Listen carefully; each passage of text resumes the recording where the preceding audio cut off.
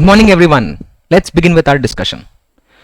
इससे पहले अपन बात कर चुके हैं कि यूनिट्स क्या होती हैं, यूनिट्स की इंपॉर्टेंस क्या है, सिस्टम ऑफ यूनिट क्या है, रूल्स क्या है डायमेंशनल एनालिसिस के, डायमेंशनल एनालिसिस है क्या, फिजिकल करेक्टनेस डायमेंशनल करेक्टनेस का मतलब क्या है, कैसे फिजिकल करेक्टनेस डायमेंशनल करेक्टनेस को इंपैक्ट करता है, ये सब अब तक देखा हमने।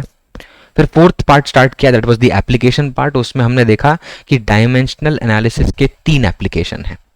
उसमें पहला एप्लीकेशन है to check the dimensional consistency और the correctness of an equation.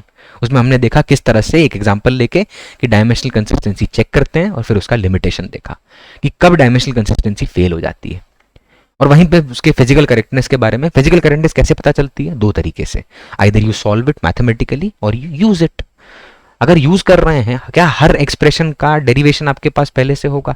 आप 11th-12th में कंटेंट पढ़ेंगे श्योरली, तो डू यू एक्सपेक्ट कि आपके पास हर एक चीज का, ठीक है, हर एक चीज का प्रूफ होगा? नहीं, नॉट नेसेसरी। हो सकता है कुछ रिजल्ट्स होंगे डायरेक्टली याद करके यूज करने पड़ेंगे, तो आप थोड़ी बोलेंगे कि नहीं इसका प्रूफ दो, तभी हम फिजिकली करेक्ट इक्वेशन मान के यूज करेंगे, ऐसा नहीं भाई। तो डायमेंशनल कंसिस्टेंसी सिर्फ एक इक्वेशन के लेमन यानी बेसिक चीज को गेस करती है कि ये सही है कि गलत, बेसिक। इसका मतलब ये नहीं कि वो आपके लिए यूजफुल बन गया, ठीक है। ऑब्वियसली बात है, we are dealing with dimension unit भाई। तो पहला पार्ट था, पहला जो पार्ट था वो हम देख चुके हैं। उसके बाद सेकंड पार्ट में हमने कन्वर्जन देखा कि एक सिस्टम ऑफ यूनिट से दूसरे सिस्टम ऑफ यूनिट में कैसे कन्वर्ट करते हैं। मैंने आपको एग्जांपल दिया कि बहुत सारी चीजें अलग अलग जगह पे मैन्युफैक्चर होती हैं, बट अगर उनको एक जगह पे लाके असेंबल किया जाए तो अलग यूनिट सिस्टम में रहने की वजह से कुछ गलतियां हो सकती हैं। वो गलतियां तभी निगलेक्ट हो पाएंगी जब कन्वर्जन सही से पता होगा, और ये भी इसका एप्लीकेशन है। हाँ, इसका कोई लिमिटेशन हमने नहीं देखा, बट अब हम आए हैं थर्ड पॉइंट पे, ठीक है। इससे पहले हम जो देख चुके हैं फोर्थ क्वेश्चन का, ये था हमारा कंसेप्ट मैग्नीट्यूड का, जिसको हमने कन्वर्जन के लिए यूज किया। This was the concept, magnitude remains concept.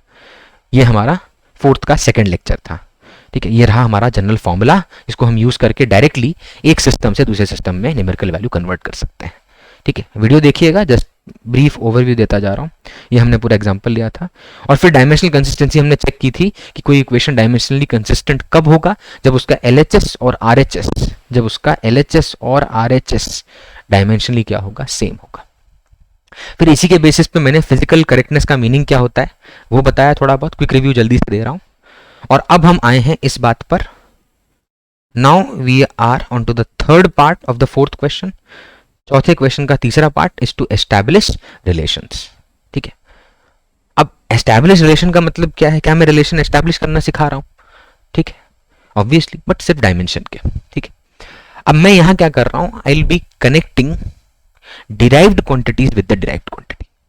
अब तक आपने नोटिस किया होगा कि हमने डिराइव्ड क्वांटिटी को फंडामेंटल क्वांटिटी से लिंक किया, कि कैसे एक डिराइव्ड क्वांटिटी फंडामेंटल क्वांटिटी से लिंक्ड है, रिलेटेड है, either by using the formula और by just looking at the unit. जो यूनिट था उसका यूज किया, MLT लगा के दे दिया, ठीक है। तो अब हम क्या करेंगे, हमें एस्टैब्लिश करना है रिलेशन, यानी डिराइव्ड क्वांटिटी को डिराइव्ड क्वांटिटी से कोरिलेट करते हैं, यानी टू एस्टैब्लिश रिलेशंस। चलिए, तो इसी पार्ट पे फोकस करते हैं और यहां पे सीधा शुरू करते हैं एग्जांपल से। एग्जांपल क्या है, ठीक है, establish a relation between kinetic energy with momentum and mass, ठीक है। ये मेरा फोकस है कि हम चाहते हैं कि हम एक रिलेशन एस्टैब्लिश करें। वी वांट टू मतलब एक रिलेशन एस्टैब्लिश करें between kinetic energy, momentum and mass. यानी वो ये कह रहा है कि काइनेटिक एनर्जी को मोमेंटम और मास के फंक्शन में लिखो। सिंपल लैंग्वेज में कह रहा हूं, इस तरह से बनाओ रिलेशन कि LHS में काइनेटिक एनर्जी हो और RHS में सिर्फ मोमेंटम और मास बचे। रिलेशन ऐसा होना चाहिए।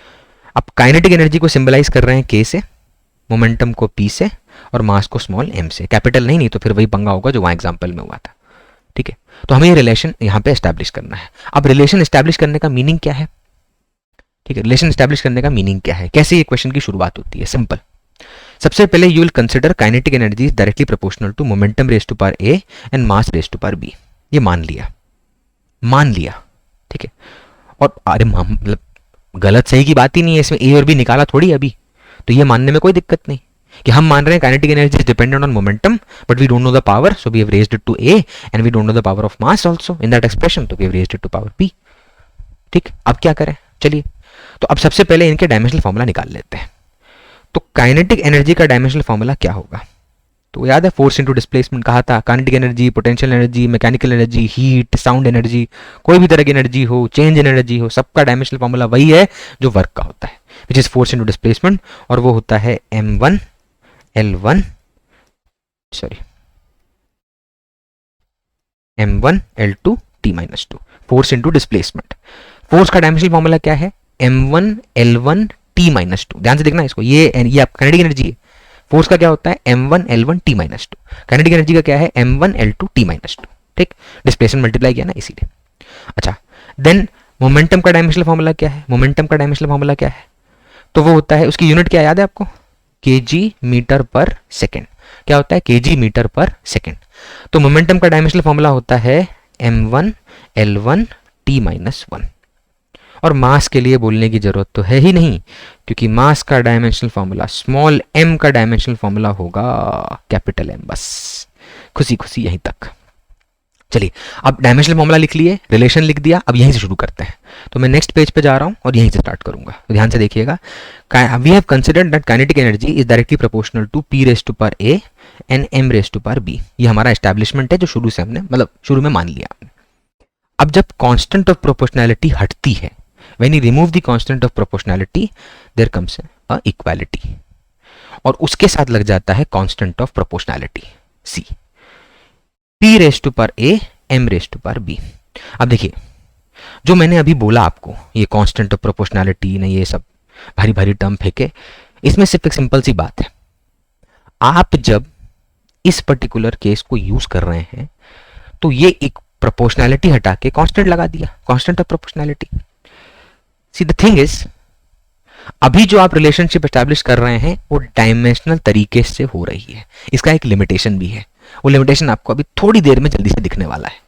ठीक है, और मैं फिर से एक बात बहुत प्रोमिनेंट तरीके से बोल दे रहा हूं, जब मैं पढ़ा रहा हूं किसी टॉपिक को, कंटेंट को, then I don't think about the practice part, because अभी मेरा फोकस है हर एक चीज के ऊपर। मैं एग्जाम्पल लेता हूं तो एग्जाम्पल को थरोली सॉल्व करता हूं, उतना टाइम लगता नहीं क्वेश्चन को सॉल्व करना है, मैं शो ऑफ करना होता है 2 लाइन में कर दूं, 2-4 लाइन जो मतलब 30 सेकंड में जल्दी से करके दिखा दूं, अरे हो गया देख बेटा। बट पर्पस क्या है, आप उस प्रोसेस को देख के समझें। बट आपका मन कहेगा कि सर प्रैक्टिस के फॉर्म में क्वेश्चंस और चाहिए, अरे ऑब्वियस ही बात है। इसीलिए जब एक पूरा टॉपिक यानी मैथमेटिकल टूल्स खत्म हुआ तो मेरा एक लेक्चर उसके बाद मैं अपलोड करूंगा सारे टॉपिक्स के बाद, जो लास्ट लेक्चर होगा प्रैक्टिस, जहां पे सिर्फ और सिर्फ 15-20 बढ़िया बढ़िया question, easy, difficult, medium, variety सब कुछ टच करते हुए क्वेश्चन हो। सेकेंड पार्ट है मेरा यूनिट्स एंड मेजरमेंट स्टार्ट किया, उसमें यूनिट वाला पार्ट हो गया, उसके बाद लेक्चर आएगा जहां प्रैक्टिस ही प्रैक्टिस है। फायदा क्या है, जब आप कहीं अटको तो उस पर्टिकुलर क्वेश्चन को ओपन करो और उसको देखो जल्दी से, फिर वापस क्वेश्चन पे आ जाओ। इस प्रोसेस को जितना बेटर करते रहेंगे रिफाइन होता जाएगा। इसका मतलब ये नहीं कि जो मैंने वीडियो अपलोड किया उसमें कंटेंट है नहीं। अबे एग्जाम्पल लेके समझाने का पर्पस क्या है, यही ना कि भर भर के पहले ये दिखाऊं कि जो बोला वो कनेक्ट कैसे हो रहा है, जो बोला वो कनेक्ट कैसे हो रहा है। पहली सीढ़ी चल ली। दूसरी सीढ़ी क्या है, क्वेश्चंस के अंदर ढूंढ के अब उसमें ये करना है, उसमें वो करना है। तीसरी सीढ़ी क्या है, to check what actually comes in the exam. उसके लिए आप फिर अपने आप से क्वेश्चन लगाना शुरू करते हैं। फिर चौथा, ये सारे सीक्वेंस को फॉलो कर लिया, वो मैं बताता हूँ। किसी कंटेंट को सॉल्व कैसे करते हैं वो भी मैं बताता हूँ धीरे धीरे आपको। ठीक है, आप हमेशा किसी भी चीज को सॉल्व करने के लिए सीधा क्वेश्चन पे कूद मत जाइए, बिकॉज हो सकता है वो question on the spot solve हो जाए बट बाकी क्वेश्चन में आप अटक जाएं। और ये कोई बोर्ड का एग्जाम तो है नहीं कि 4 करा दिए 5वां आ जाएगा, 6ठा आ जाएगा। 4 कराए अगले 4 नए होंगे, वो 4 कराए अगले 4 और नए होंगे। 11th 12th है यहाँ, competitive board, everything for physics is same, बहुत कुछ है। इसीलिए हर एक चीज को थरोली एक एक क्वेश्चन को आंसर करेंगे, एक एक चीज को सीखेंगे बिट्स एंड पीसेस में। जब वो बिट्स एंड पीसेस कनेक्ट होंगे पूरे टॉपिक के हिसाब से तभी तो क्वेश्चन होगा ना। तुमको क्या लगता है क्वेश्चन का सिर्फ एक पोर्शन यहाँ उठा के पूछ लो, तुम खुश हो जाओ, ओह क्या मजा आया, क्या आंसर आया? वो भी कर सकते हैं, एमसीक्यू बना बना के वो सबकी तरह ABCD दे के ओहो ए पे टिक बी पे टिक आ गया। ये तरीका नहीं होता करने का, बिकॉज आप एग्जाम के पैटर्न को अभी देखिए, अभी एग्जाम के पैटर्न को देखिए, रिसेंट ईयर का समझ आ जाएगा क्या कह रहा हूँ। चलिए तो हमने कांस्टेंट ऑफ प्रोपोर्शनलिटी यूज किया ताकि यहां से प्रोपोर्शनलिटी हटाकर इक्वलिटी का साइन लग जाए। अब ये कांस्टेंट ऑफ प्रोपोर्शनलिटी जो है, this is a dimension less constant. ठीक है, ये क्या है? डायमेंशन लेस कांस्टेंट है। This is the dimension less constant, यानी इसका कोई डायमेंशन है नहीं। 4 वर्ड मैंने आपको बताए थे, dimensional, dimension less, dimensional constant and variable, dimension less constant and variable. तो ये डायमेंशन लेस कांस्टेंट है, यानी डायमेंशनल एनालिसिस में इसका कोई रोल नहीं है। यानी मैं सीधा ये कह सकता हूं कि dimensionally kinetic energy is equal to dimension of momentum raise to power A mass raise to power B. ये डायरेक्ट लिख सकता हूं मैं। And if this is the correct expression, और ऑब्वियस सी बात है, माना है तो करेक्ट मान के ही करेंगे, तो करेक्टनेस का मतलब क्या है? Dimension of LHS is equal to dimension of RHS. यही तो बेसिस है ना यार। आप किसी डायमेंशनल, अगर कोई इक्वेशन आपने मानी कि ये एक्सप्रेशन है, दिस इज द एक्सप्रेशन, तो आपने मानने का मतलब क्या? सही है। और सही होने का मतलब डायमेंशनली कंसिस्टेंट है। कंसिस्टेंसी का मीनिंग है एलएचएस आरएचएस डायमेंशनली सेम होने चाहिए। ठीक, चलिए अब उनको सेम करते हैं। तो सबसे पहले यहां तो लिख दिया m1 L2 T-2 पुट कर दिया बस, LHS का डायमेंशन। अब RHS में पुट करते हैं, तो RHS P मतलब मोमेंटम, मोमेंटम क्या है? m1 L1 T-1 पुट कर दिया, देख ले, सीधा उठा के लिख दिया बस momentum raise to power A। Mass का dimensional formula capital M raise to power B। जिनका बेस सेम, पावर ऐड किया तो बचा, यहां देखना, ये पूरे के साथ पावर A है, अंदर चला जाएगा तो ये बन जाएगा m raise to power A, L raise to power A, T raise to power -A, और मल्टीप्लाई किया किससे? m raise to power B से। जिनकी base same, power added, base same power added, final answer क्या आएगा? ठीक है, इधर कर देते हैं, फाइनल आंसर क्या आएगा देखना। तो ये आएगा m raise to power A plus B, L raise to power A, T raise to power -A, और यहां पे m1 L2 T-2। अच्छा, ये पूरा लिख दिया मैंने। ठीक है, इधर कर लेते हैं साइड में। अरे हाँ, दिख रहा है ये? Is it visible? ठीक है, कमेंट में बताना अगर कभी ये साइज बहुत छोटा हो जाए ना, तो बोलना कि सर कभी कभी जूम आउट करके एकदम ही बावले हो जाए, मतलब एकदम ही छोटा साइज हो जाता है, एकदम दिखता नहीं फिर। ठीक है, वो भी पढ़ाने वाला बावला हो ही जाता होगा तभी तो। चलिए, तो यहाँ पे LHS is equal to RHS, यानी अगर ये डायमेंशनली कंसिस्टेंट है तो। और इस पॉइंट पर अपने को यह समझना पड़ेगा कि LHS अगर RHS के बराबर है और यहां पर MLT बेस है, यहां पर MLT बेस है, तो पावर्स क्या होंगे? देखिए यहां पे आप नोटिस करिए, LHS is equal to what? RHS। अब अगर LHS और RHS डायमेंशनली सेम है और बेस यहां पर सबके सेम है, MLT वहां पे भी MLT, तो डायरेक्टली पावर को इक्वेट करते हैं। तो A प्लस B कंपेरिजन से इक्वल टू 1 आ गया। M के पावर को देखिए, A की वैल्यू 2 आ गई, L के पावर को देखिए, और T की पावर से भी A इक्वल टू 2 आएगा। अब मैं यहां पर उसको उठा के पुट कर दूं तो B की वैल्यू आएगी 1 - 2 यानी -1। यानी मुझे मेरा आंसर मिल गया इस इक्वेशन को सॉल्व करके कि A की वैल्यू है 2 और B की वैल्यू है -1। ये मुझे ऑब्टेन हुआ है, अब आप इस बीच की कहानी को छोड़ दो, भूल जाओ 2 मिनट के लिए। सिर्फ इसको देख रहे हो ये, और सिर्फ इसको देखो। चलो ये देख लो, ये वाला, सिर्फ इन दोनों को देखना बस, ये और ये देख, ये लिखा था, ये सॉल्व करके मिला है। ठीक है, पुट कर रहा हूं मैं।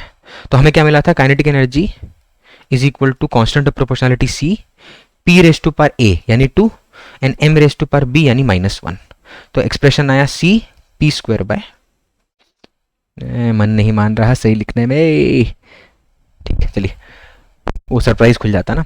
तो काइनेटिक एनर्जी हो गया C टाइम्स P²/M।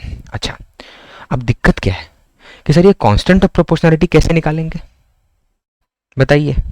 यही है इसका लिमिटेशन कि आप सिर्फ रिलेशन एस्टैब्लिश तो कर लेंगे, प्रोपोर्शनलिटी एस्टैब्लिश कर लेंगे, पावर भी निकाल लेंगे, लेकिन आप उस कांस्टेंट ऑफ प्रोपोर्शनलिटी को which is a dimensionless constant नहीं निकाल पाएंगे। आप कोई बोलेगा सर डायमेंशनलेस मत मानो, डायमेंशनल मान लो। अबे डायमेंशनल मानने से डायमेंशन पता थोड़ी होगा, निकालना तो पड़ेगा ना, तो इसलिए मान नहीं सकते अपने मन से। तो यही लिमिटेशन है कि ये डायमेंशनलेस कांस्टेंट नहीं निकल पाएगा। एग्जांपल सुनना भाई, काइनेटिक एनर्जी का फॉर्मूला बताना क्या होता है? Half M V square. Mass multiply किया, मास डिवाइड किया, तो ये एक्सप्रेशन बन गया m² v² by 2m। What is M square V square? M into V क्या होता है? मोमेंटम। तो ये पी स्क्वायर है और नीचे क्या लिखा है? By 2 M. अच्छा 2 मिनट के लिए मैं 1/2 को अलग लिखता हूं, मैं यहां लिखता हूं पी स्क्वायर बाय एम। ठीक है, कैन यू सी दिस? ये दिख रहा है? ये तो सेम है, ये तो सेम है, P square by M, P square by M. लेकिन प्रॉब्लम किसके साथ है? देखिए सी के साथ। ये सी की वैल्यू कितनी है? 1/2। और ये सिर्फ एक्सपेरिमेंटली ही निकल सकता है या मैथमेटिकली। इधर बाय एक्सपेरिमेंटल, भाई बार बार एक्सपेरिमेंट करो, डेटा मिलेगा, पुट करो, मिलेगा, पुट करो, उससे मिल जाएगा कांस्टेंट क्या है। दूसरा तरीका ये है, मैथमेटिकली सॉल्व करो, डिराइव होकर एक्सप्रेशन आएगा, अपने आप 1/2 लग जाएगा। आगे देखेंगे जाके, काइनेटिक एनर्जी डिराइव करते हैं एक्सप्रेशन वर्क पावर एनर्जी में, kinetic energy theorem, sorry work energy theorem. भाई साहब बाबला हो गया मास्टर। ठीक है, वर्क एनर्जी थ्योरम। ठीक, तो हाफ जो है वो तो कांस्टेंट है, मतलब इट्स बीइंग मल्टीप्लाइड। तो क्या ये निकल पाएगा इस एप्लीकेशन में? नहीं। यही इसका क्या है? लिमिटेशन है कि कांस्टेंट ऑफ प्रोपोर्शनैलिटी या constants can not be calculated. But क्या रिलेशन एस्टैब्लिश हो जाएगा? हाँ, इस तरीके से ये एप्लीकेशन है। अब जो इसका नेक्स्ट लेक्चर होगा उसमें सिर्फ प्रैक्टिस होगी, जिसमें हम रूल्स के बेसिस पे, जो 3 रूल हमने पढ़े थे उसमें बेसिकली फंक्शन वाला सबसे ज़्यादा जो पॉइंट है मैं चाहता हूँ और डिस्कस हो। उसके बाद ये 3 एप्लीकेशन अपन ने देखे, मतलब total we have 4 things and few assertion and reason जो मुझे लगता है आपके साथ डिस्कस करने चाहिए। ठीक है, जैसे एग्जांपल के तौर पे अभी अपना प्लेन एंगल और सॉलिड एंगल मतलब बाकी है भाई, वो रिमेनिंग है। वो एक बार खत्म हो जान दे तो फिर मैं असर्शन रीजन के 2-4 क्वेश्चन आपके साथ, इसलिए मैंने बोला practice will be the end. बीच बीच में अगर डाल दिया तो आप इसको छोड़ के उन्हीं क्वेश्चन पे कूदे रहोगे। और वैसे भी वो क्वेश्चंस ऐसे नहीं है जो ऑन द स्पॉट पढ़ के आंसर करने हैं, वो तो मैं स्टेटमेंट बोल ही रहा हूँ, फैक्ट बता ही रहा हूँ। तो प्रैक्टिस कब है? जब सब कुछ कलेक्ट हो। अब एक एक करके अपने बोलें कि ये क्वेश्चन नंबर 1 के प्रैक्टिस करते हैं, क्वेश्चन नंबर 2 जो हमने यहाँ पढ़ा, क्वेश्चन नंबर 3 पढ़ा, और last question number 4 that was the application, उसको एक एक करके हम प्रैक्टिस कर रहे हैं। तो कनेक्शन भी बैठेगा और थोड़ा काम होगा उस पर, क्योंकि स्पून फीडिंग करने से नीट और मेंस नहीं निकलेगा बेटा, कॉम्पिटिटिव एग्जाम नहीं निकलेगा, फिर पछतावे के अलावा कुछ नहीं है। हाँ, मज़ा बहुत आएगा लेक्चर्स लोगों के सुनने में, वीडियो देखने में, नाच गाना देखने में, उनकी ज़िंदगी के कांड सुनने में मज़ा बहुत आएगा। बट आपकी ज़िंदगी का कांड बन जाएगा कि जहाँ पे हम जो चाहते हैं वहाँ नहीं पहुँच पाएंगे। Let's keep this topic up to this point and next lecture will be the practice. After taking the plane angle and solid angle, supplementary quantities बाकी हैं, वो कराने के बाद उसके बाद I will be taking practice, and practice is the most important part of this whole lecture series of units. Thank you very much for being a patient listener. Bye. Hasta la vista.